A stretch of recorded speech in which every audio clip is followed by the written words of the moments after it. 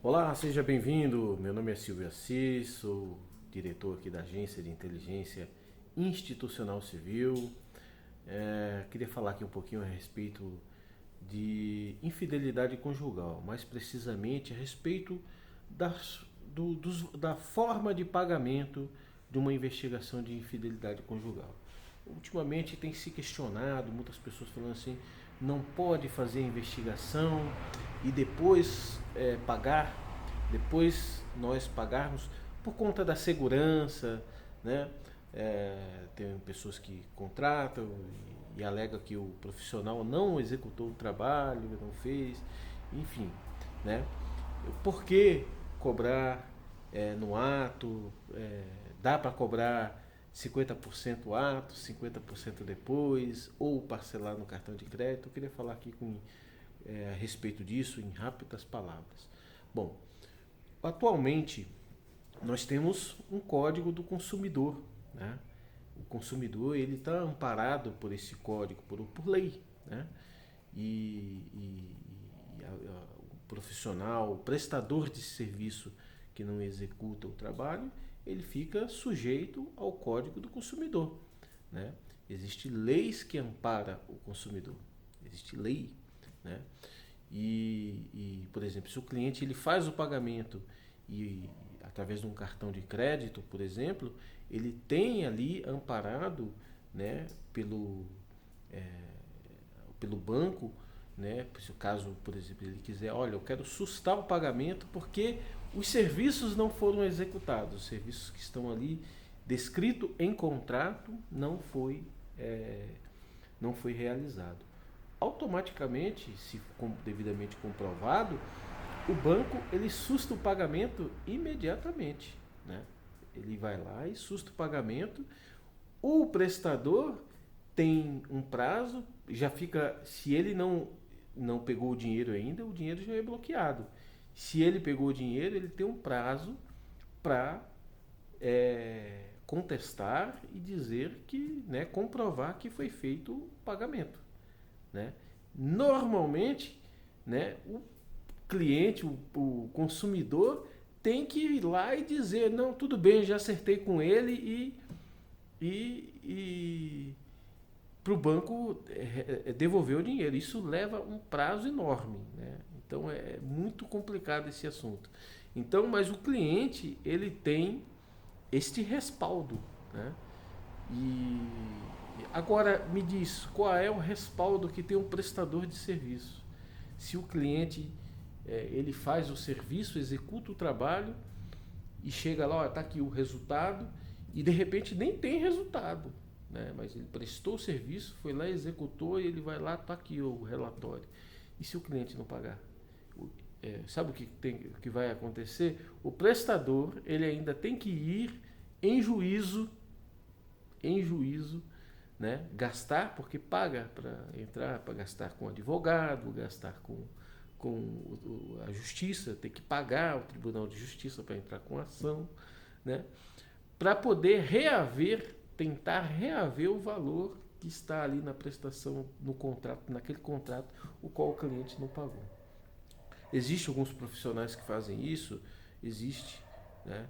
A nossa agência ela não pratica essa modalidade de pagamento, porque é uma modalidade de muito risco.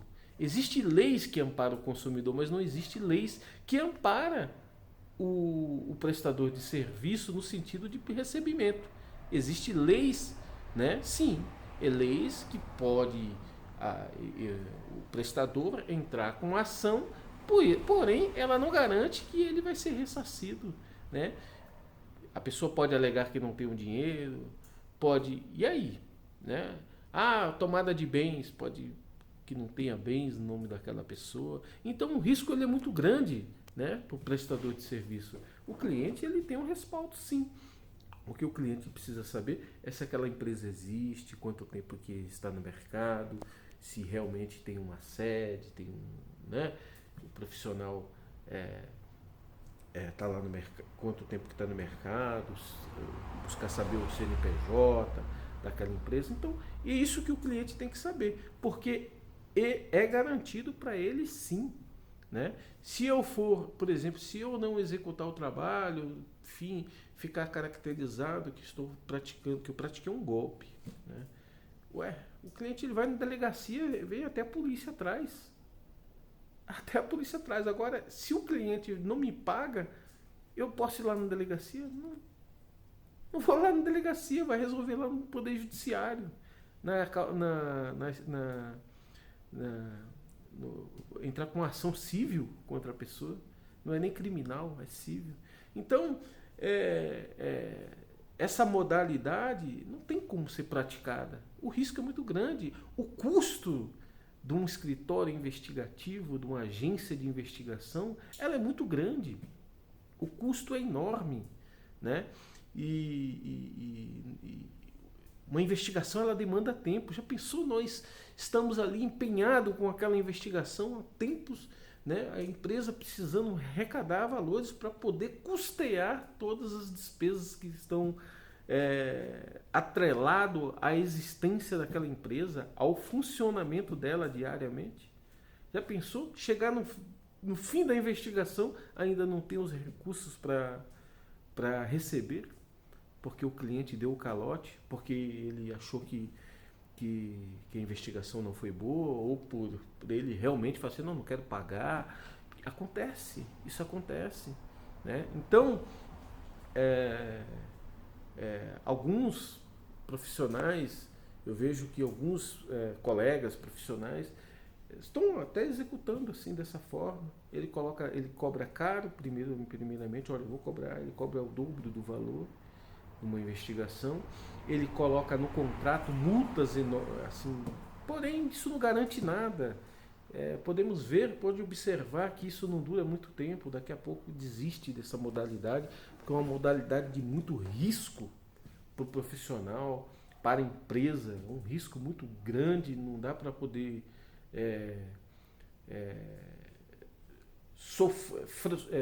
correr esse risco todo. O cliente, repito, o cliente ele tem as esferas de defesa de proteção dele, que é imediata.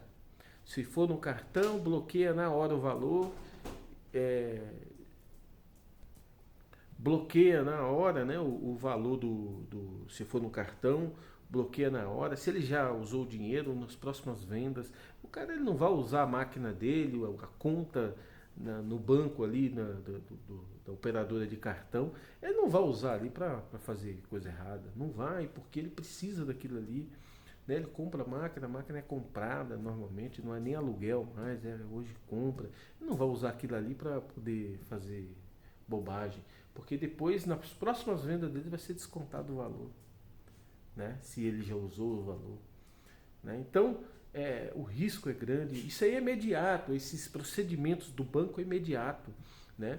Se ele comprovar, ele pode procurar os órgãos de proteção, é imediato também, já vem logo as notificações, né? Vem multa, vem. Então, se há uma prática contínua disso daí, a multa fecha a empresa.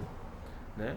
Se tiver realmente características de que é golpe, o processo criminal, pode ser até preso. Né? Então, o cliente ele tem as ferramentas, os dispositivos de amparo ao consumidor.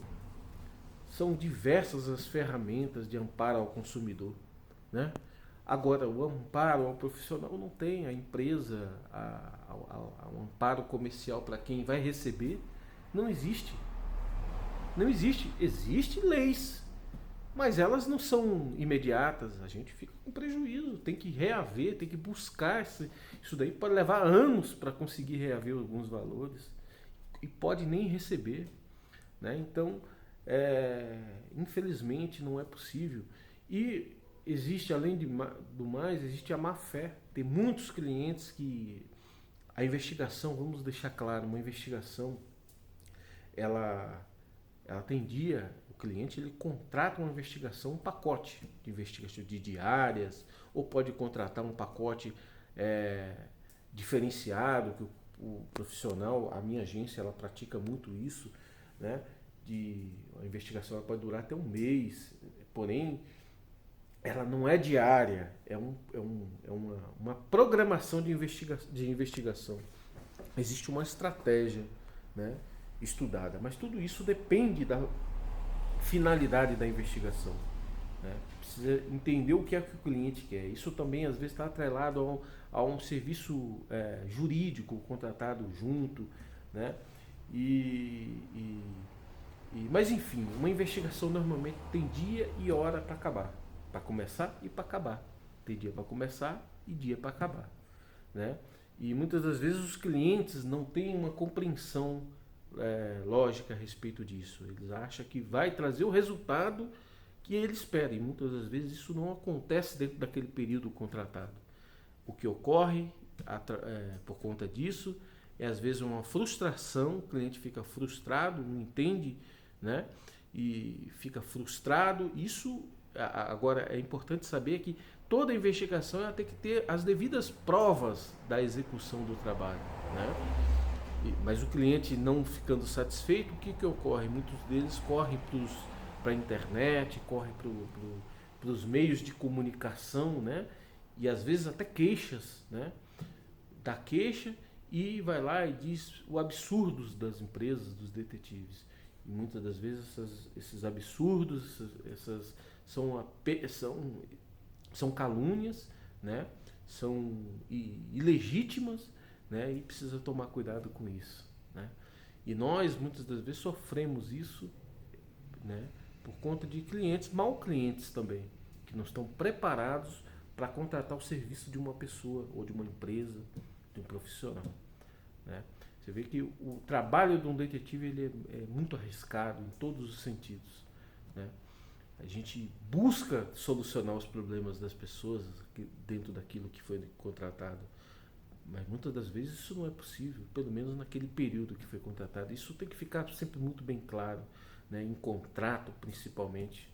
Né? O contrato ele tem que estar bem definido, as regras, os limites ali. E essas questões elas precisam de fato ser resolvidas nas esferas judiciais, se for o caso, né, para poder tanto o cliente, né, quanto nós profissionais. Sejam bem-vindos, estamos aqui à disposição.